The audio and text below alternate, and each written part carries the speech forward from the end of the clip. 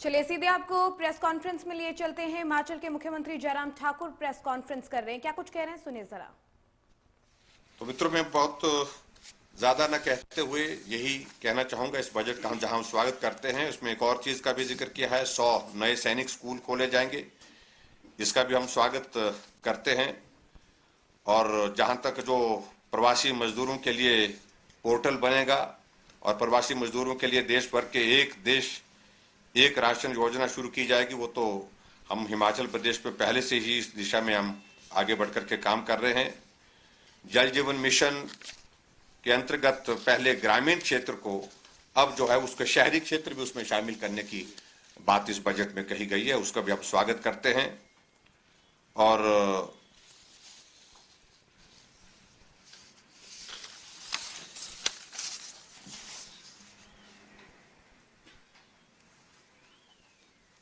Digital payment को बढ़ावा दिया जाएगा। ये सारी चीजों को लेकर के आदरणीय प्रधानमंत्री जी का बहुत शुरू से ही फोकस था और उस सारी चीज को लेकर के और ज्यादा प्रोत्साहित किया जाएगा, आगे इसको और बढ़ाया जाएगा ताकि जो है वो जो सही समय पर और उसके साथ साथ में जो जेन्युइन आदमी है उसको हर तरह से मदद उसमें इस सहजता के साथ जो है वो उनके अकाउंट में पैसा पहुंच सके, उस तरह से इस बात को किया जाएगा।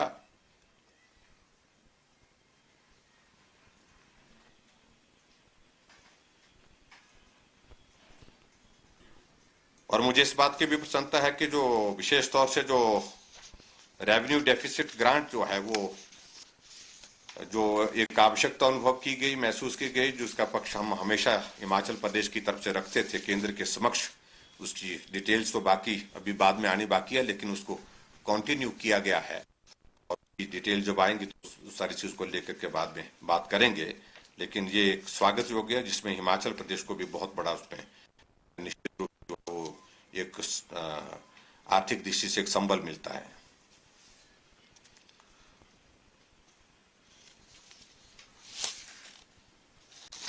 तो प्रमुख रूप से मैं इन्हीं बातों का जिक्र करना चाहता था आपके बीच में। और सबसे बड़ी बात है कि जो रेवेन्यू पिछले कोविड के दौरान जो है जो बिल्कुल बहुत तेजी से नीचे चला गया था, उसमें काफी तेजी से जो है उसमें बढ़ोतरी हुई है। एक तरह के जिसको बोल सकते हैं कि रिकवरी जो है वो वी शेप में है। जिस तरह से नीचे गिरा था उसी तरह से जो है बहुत तेजी के साथ जो है उसमें बहुत फास्ट इंक्रीज सामने दिख रही है। तो ऐसी उम्मीद के साथ हम आने वाले समय में ही हिमाचल प्रदेश में भी उम्मीद करते हैं कि जो कोविड के कारण जो संकट आया था उस संकट से हम पार होने की परिस्थिति में होंगे। और निश्चित रूप से इस बजट के माध्यम से जहां इंफ्रास्ट्रक्चर के सेक्टर में शायद मेरे को 34% इस बार जो 34 कैपिटल एक्सपेंडिचर जो है उसमें जो है वो 34% का जो है वो रखा गया है। तो वो एक बहुत बड़ी बात हमारे हम सब लोगों के लिए है। तो मित्रों, मुझे आप सबके बीच में सिर्फ इतनी बात कहनी थी, क्योंकि मैं बजट पर जो अपनी जो केंद्रीय बजट आज प्रस्तुत हुआ, एक बार फिर से मैं आदरणीय प्रधानमंत्री जी को भी बधाई देता हूं, वित्त मंत्री और वित्त राज्य मंत्री दोनों को भी बधाई देता हूं। और उम्मीद है कि इस बजट के माध्यम से जिस प्रकार से हम देख रहे हैं कि हर सेक्टर से, हर जगह से, आप जो भी टेलीविजन पर हम डिस्कशन देख रहे थे, हर सेक्टर से जो है वो बहुत बड़ा अच्छा रुझान इसका स्वागत की दृष्टि से कि ये अच्छा बजट है। और देश को निश्चित रूप से ऐसे संकट के दौरान ऐसे बजट की एक बहुत बड़ी उम्मीद नहीं थी, लेकिन उसके बावजूद बेहतरीन बजट प्रस्तुत किया गया है। इसके लिए मैं बधाई देता हूँ। सर, आपने अभी आरडीजी की बात की है, इसका मतलब ये हुआ कि जो ले हुई है रिपोर्ट आज फाइनेंस कमीशन की, उसके कुछ पॉइंट्स आपके पास होंगे। एक तो वो फाइनेंस कमीशन में सर किस तरह से हिमाचल के लिए रहा है, और दूसरा मंडी एयरपोर्ट के लिए क्या हम कुछ सपोर्ट की उम्मीद कर सकते हैं? देखिए, उसमें देखिए एक तो स्टेट स्पेसिफिक प्रोजेक्ट के संदर्भ में अभी तक वो सारी डिटेल। आम बजट की तारीफ की है हिमाचल के सीएम जयराम ठाकुर ने। बजट का हम स्वागत करते हैं। साथ ही साथ उन्होंने कहा कि राजस्व में इजाफा हुआ है, साथ ही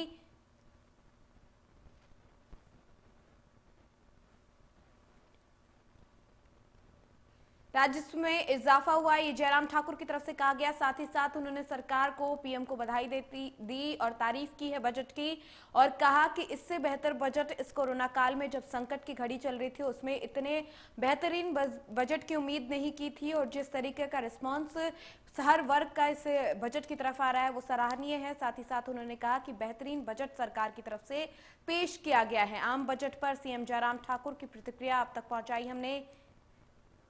बजट पर का हम स्वागत करते हैं, पीएम की अगुवाई में बेहतरीन बजट पेश किया गया है। वित्त मंत्री और वित्त राज्य मंत्री को भी बधाई उन्होंने दी है। निश्चित रूप से देखिए, एक बात तो आप मान करके चलिए, अगर इस संकट के क्षण में थोड़ी बहुत कटौती अगर होती भी है, थोड़ी इस प्रकार के सारे देश की परिस्थिति इस प्रकार की जो रही है, तो उसको बियर करने के लिए स्टेट्स जो है वो अपने अपने तरीके से जो है प्लान कर रही है, और हम भी उस बात को लेकर के गंभीरता से प्लान कर रहे हैं, खर्चे कैसे कम हो और उसके साथ साथ में उसके लिए तैयारी किस प्रकार से हम कर सकें, वो सारी चीज को लेकर के आगे बात करेंगे जब इसकी डिटेल्स आएंगी। सर, जो एग्रीकल्चर सेस की बात की जी, इट इज नॉट क्लियर कि वो किस रूप में आएगा, किस रूप में डेवलपमेंट, एग्रीकल्चर डेवलपमेंट होगा हिमाचल प्रदेश जैसे राज्यों के लिए। व्हाट डू यू एक्सपेक्ट, क्या नहीं देखिए, उसमें तो अभी तक तो यही माना जा रहा है कि उसमें ये डीजल और पेट्रोल पर ये होगा, यही है ना इसमें। ऐसे दो तीन बातें हैं। एक तो आपको इस बात की ओर ध्यान आकर्षित करना चाहूँगा कि एग्रीकल्चर क्रेडिट का जो टारगेट है, financing for agriculture, that will be 16.50 lakh crore. So that is enhanced, much enhanced. Agriculture financing will not be an issue. Number 2, आपने देखा होगा कि 33% की वृद्धि की गई है RIDF में। 30,000 करोड़ से उसको 40,000 करोड़ कर दिया गया है। माइक्रो इरिगेशन फंड को डबल कर दिया गया है 5,000 करोड़ से 10,000 करोड़ के लिए। So all these are related to agriculture investment, agriculture infrastructure. So that is how the state will also be a beneficiary in the entire pie. और सर, एक सवाल, मनरेगा में जो बजट एलोकेशन है उसको कम कर दिया गया है। हिमाचल प्रदेश जैसे राज्यों को it has been beneficial in the past, करीब 38,000 करोड़ के आसपास रिडक्शन हुआ है।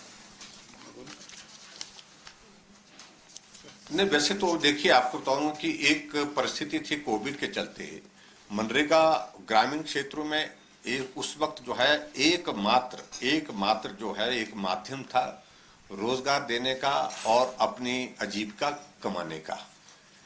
अब परिस्थितियां बहुत अलग तरह की हैं। अब हम पूरा देश कोविड के संकट से बाहर निकलने की स्थिति में आ रहा है, और कोविड के साथ साथ में वैक्सीन उपलब्ध हो गई है, और उम्मीद की जा रही है कि अब जो है मनरेगा पर उतना ज्यादा लोड नहीं आएगा जितना लोड पिछली बार आया था, क्योंकि सभी लोग जो दूसरे क्षेत्रों में काम करते थे, इंडस्ट्रियल सेक्टर में काम करते थे, दूसरे प्रदेशों में काम करते थे, प्राइवेट सेक्टर में काम करते थे, वो सब के सब जो है काम छोड़ करके गांव चले गए, और गांव जाने के बाद जो है मनरेगा एक बहुत बड़ा जरिया उनकी आय का था। तो एक उस दृष्टि से मैं मानता हूं कि भाई सारी चीज को लेकर के, लेकिन मुझे पूरा भरोसा है, पूरा इसमें जो बजट प्रोविजन इस बार किया गया है, इसमें भी इससे भी कोई दिक्कत नहीं, कठिनाई। आप कुछ डिटेल बता रहे थे इसमें। मनरेगा आपको ज्ञात ही होगा, it's a demand driven program. तो डिमांड होगी तो उसके अनुसार बजट की मांग की जाएगी, तो don't have to worry on that front. Sir, railway, NH और एयरपोर्ट के विस्तारीकरण को लेकर आपने कहा कि अपने लेवल पे बजट स्वीकृत किया जाएगा, तो सर किस तरह से हिमाचल को इसका लाभ मिलेगा? बजट स्वीकृत ने इनका कहना है कि इसकी जो स्वीकृति जो है अपने स्तर पर की जा सकती है, उनको अभी तक पावर नहीं, प्रोजेक्ट्स की अभी तक उनको पावर नहीं थी।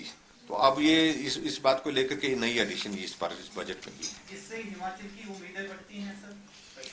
उम्मीद पर तो रहना ही चाहिए, स्वाभाविक रूप से उम्मीद से ही आदमी जीता है, उम्मीद से आगे बढ़ता है, तो हम स्वाभाविक रूप से उम्मीदों पर हैं।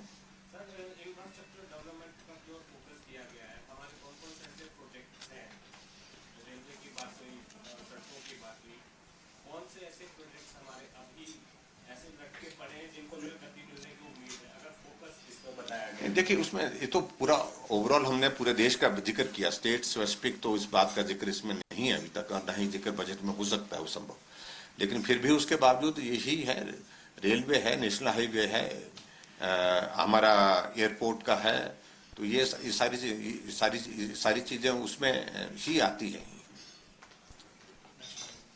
नेशनल हाईवे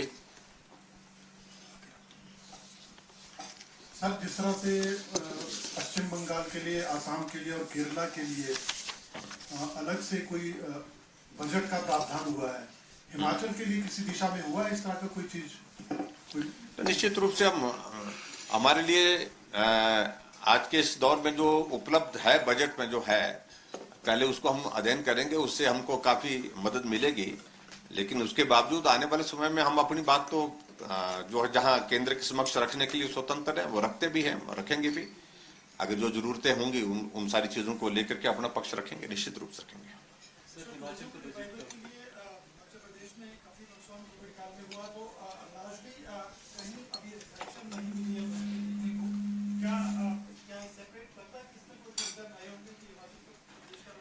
नहीं, क्या नहीं मिला?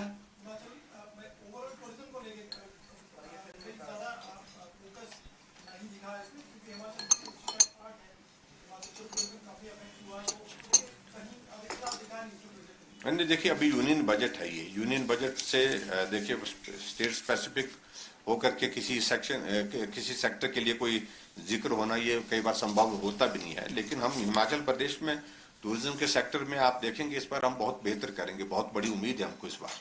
क्योंकि इसलिए उम्मीद है क्योंकि अभी हम देख रहे हैं कि बड़ी संख्या में टूरिस्ट वहाँ हिमाचल आ रहा है, और बहुत बड़ी उम्मीद हम कह सकते हैं कि इस बार टूरिज्म के सेक्टर में होगी हमारी। इसके अलावा से मैं